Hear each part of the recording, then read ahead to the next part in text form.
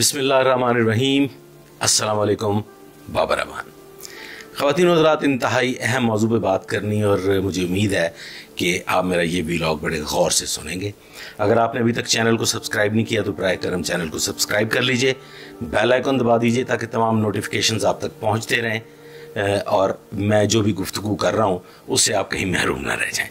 ख़वातीन व हज़रात, आज का टॉपिक है, उसमें तीन चीज़ें हैं। एक तो ये कि शूटर्स क्यों बनते हैं और शूटर्स को कैसे इस्तेमाल किया जाता है, और फिर फाइनली मैं आपसे गुजारिश करूँगा तीफ़ी भट्ट साहब के और बलाज मरहूम के जो मामलात हैं उनका फाइनल क्या नतीजा निकलने वाला है। तो आगाज़ कर लेते हैं कि बुनियादी तौर पे शूटर का मतलब क्या है। शूटर का मतलब है जो फायरिंग करते हैं। शूटर देखें तीन तरह के हो सकते हैं। एक जो दुश्मनी का बदला लेने के लिए, अपने किसी भाई बंद किसी अजीज़ का बदला लेने के लिए फायरिंग करके किसी को हलाक कर दें, वो शूटर कहलाते हैं। दूसरे नंबर पे आ जाते ज़्यादातर जो है वो भत्ताखोर जो हैं वो शूटर्स बनते हैं। को महल्ले से बता ले लिया, को दुकानदार से बता ले लिया, जिनका गुज़र औक़ात ही बताखोरी पे होता है, और फिर जो को बता नहीं देता उसको ज़ख्मी कर देते हैं। ज़ख्मी करने के बाद फिर वो इस बुरी तरीके से उस दलदल में फंस जाते हैं कि उनका निकलना मुश्किल हो जाता है। देखें, शूटर्स जो हैं उनकी बुनियादी जो नर्सरी है वो है कब्ज़ा माफिया। शूटर्स बुनियादी तौर पर कब्ज़ा माफिया के परवरिश पाते हैं, और कब्ज़ा माफिया के जो कब्ज़े की जगह होती हैं वहाँ पे शूटर्स, इश्तहारी, इस किस्म के लोगों को बिठाया जाता है, क्योंकि शरीफ आदमी तो किसी कब्ज़े की जगह पे बैठता नहीं है।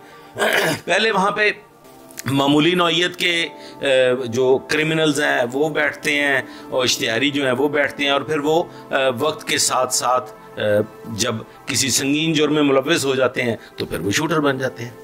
कुछ शूटर्स जो हैं वो हादसातन भी शूटर बन जाते हैं कि कोई छोटी मोटी पिस्टल हाथ लग गई, गली मोहल्ले में कोई छोटी मोटी लड़ाई हुई, उस लड़ाई के नतीजे में फायरिंग हो गई, फायरिंग के नतीजे में कोई ज़ख्मी हो गया, और फिर वो मामला बढ़ते बढ़ते आगे बढ़ जाता है।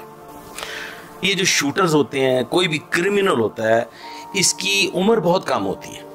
ये मैक्सिमम कोई 35 से 40 साल तक की ज़िंदगी पाता है और अंजाम को पहुंच जाता है। ये ज़्यादा लंबी उम्र नहीं पाते, और किसी भी संगीन जुर्म में मुलव्वस जो शख्स है, वो खास शूटर हो या वो कोई और क्रिमिनल हो, उसकी जो एवरेज जो क्रिमिनल लाइफ होती है ना वो 5-6 साल होती है। और 5-6 साल के बाद स्टाइल चेंज हो जाता है, नए लोग आ जाते हैं, पुराने जो हैं वो किनारा कशी इख्तियार कर लेते हैं, या अपने जराइम की नोयत को तब्दील कर देते हैं, या वो वैसे ही कहीं दूसरी इलाका में नकल मकानी कर जाते हैं। तो किसी भी एक शहर में किसी क्रिमिनल की जो एवरेज क्राइम एज है वो 5 से 6 साल बनती है। कुछ जो जराइम पेशा लोग होते हैं, जो जराइम में मुलव्वस होते हैं और वो जुर्म करते हैं, वो शूटर्स हों, वो कोई भी किसी किस्म का भी क्राइम करने वाले हों, वो जब मजबूत हो जाते हैं, जब सॉलिड हो जाते हैं, जब उनके पास इतना पैसा आ जाता है, तो वो फिर कोशिश करते हैं कि उनका नाम किसी भी जगह ना आए, उनको डिस्कस ही ना किया जाए, और वो फिर या तो रूपोश हो जाते हैं या नकल मकानी कर जाते हैं, और वो फिर किसी दूसरे एरिया में जाके खामोश ज़िंदगी बसर करने लगते हैं या कोई बिजनेस स्टार्ट कर लेते हैं। लेकिन उनके रवाबत ख़त्म नहीं होते माफियाज के साथ, और जो क्रिमिनल्स हैं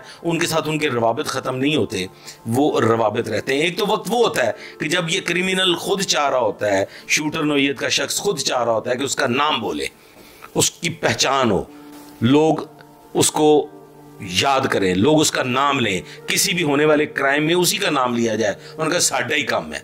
लेकिन एक वक्त वो आता है कि जब वो कोशिश करता है कि बस अब उसका नाम जो है वो पसे पर्दा चला जाए, वो खामोश हो जाए और उसका जिक्र तक ना हो।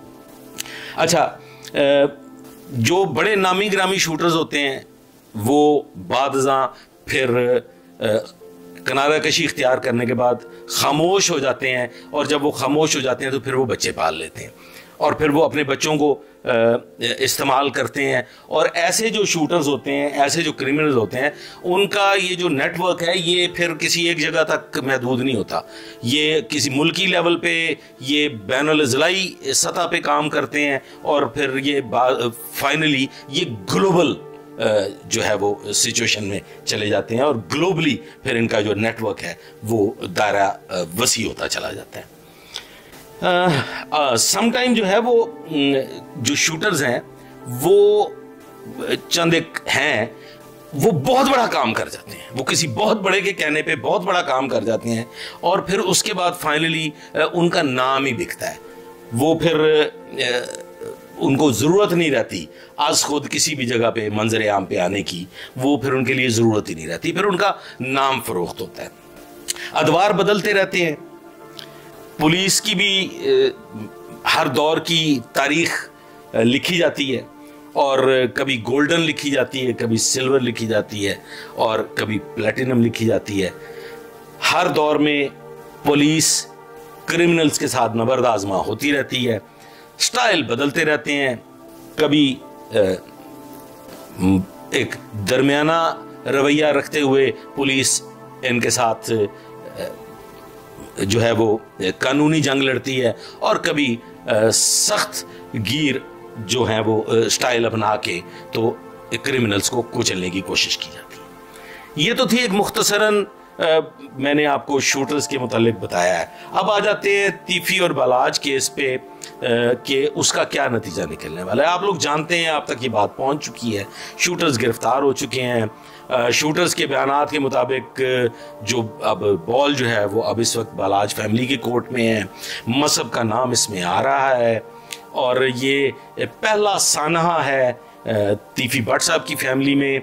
बालाज जो थे, टीपू भट्ट साहब और बिल्ला ट्रक्का वाला जो थे, उनकी फैमिली का बहुत नुकसान पहले हुआ और ये तीफी भट्ट साहब की फैमिली में ये पहला नुकसान है और ये बड़ा नुकसान हुआ है। हालात जो इस वक्त तक मेरे तजर्बे में हैं या जो मैं सोच रहा हूँ, पुलिस जो है वो दरमियाना रास्ता इख्तियार करेगी। वो कहते हैं ना, एक पॉलिसी होती है जिसे कहते हैं वेट एंड सी, और कोई अग्रेसिव एक्शन पुलिस की तरफ से नहीं होगा। मसहब जो है वो चूंकि उसका वो नॉमिनेट हो चुका है, उस पे इल्ज़ाम आयद हो चुका है, मसहब को इसमें नामजद मुल्ज़म करार दे दिया जाएगा और फाइनली ये खामोशी इख्तियार करते हुए कुछ अरसा के लिए ये मामला जो है ये खामोश हो जाएगा। क्योंकि मैं ये समझता हूँ, मेरा ज़ाती तजर्बा यही इसका नतीजा अखज़ करता है कि खामोशी ही होगी। सुलह वाली बात जो है वो अभी तक मुझे उसके कोई ठोस ना तो शवाहिद मिले हैं, ना उसके मुतालिक कोई ठोस मालूमात मेरे पास है। तो सुलह वाली बात नहीं है, अलबत्ता खामोशी वाली बात जो है वो इस वक्त तक मेरे ज़राए जो हैं वो इसको खामोशी बता रहे। रावी इस सिलसिला में इंतज़ार लिखता है। उम्मीद है ये आज का व्लॉग आप लोगों को पसंद आया होगा। मेरे लिए दुआ कीजिएगा। अल्लाह हाफ़िज़।